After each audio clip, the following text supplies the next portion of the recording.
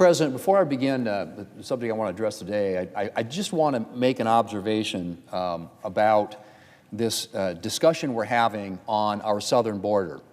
And I would reiterate what I've been saying now for some time, and that is that it's no longer just a humanitarian crisis. It is every bit of that, but it is a national security crisis. We see the numbers on a daily basis. Number of people who are apprehended at the southern border trying to come into the country illegally.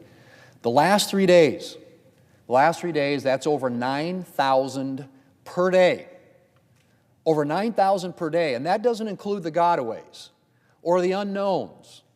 That's the people who are apprehended coming across the border illegally. And we now know, in the month of September, for example, that there were a significant number of people, 18 actually, apprehended coming across the southern border who are on the terrorist watch list.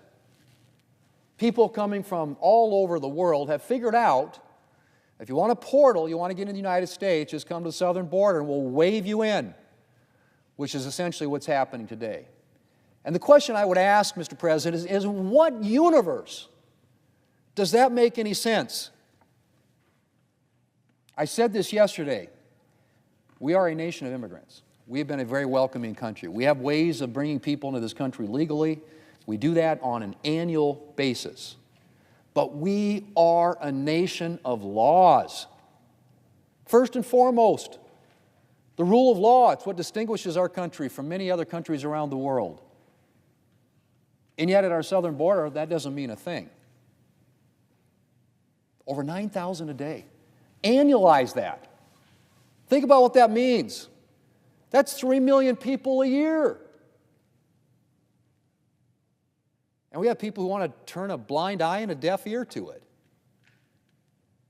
We have an opportunity in this national security supplemental bill that will be on the floor perhaps as early as next week. We'll deal with issues like Ukraine, issues like Israel, what's happening there, Indo-Pacific, where we have national security interests at stake. Mr. President, we have to deal with the national security crisis at our southern border. This is insanity. I don't understand it. I don't understand the administration. I don't understand some of my colleagues here in the Senate who feel like this isn't something that we need to be dealing with or addressing. This is a national security crisis on a daily basis. Over 9,000 the last 3 days in a row, and again, some of which we know because they're catching them are people on the terrorist watch list. In what universe does what's being done at our southern border make sense to anybody, any rational person?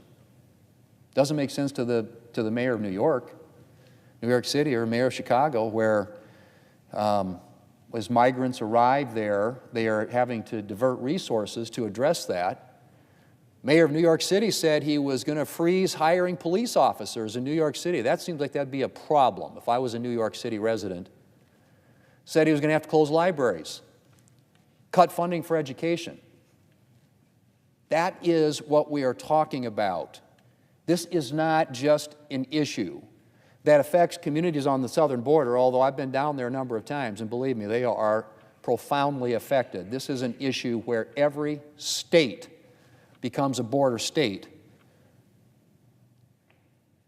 as literally thousands of people on a daily basis are released into the interior of the United States. Waved by,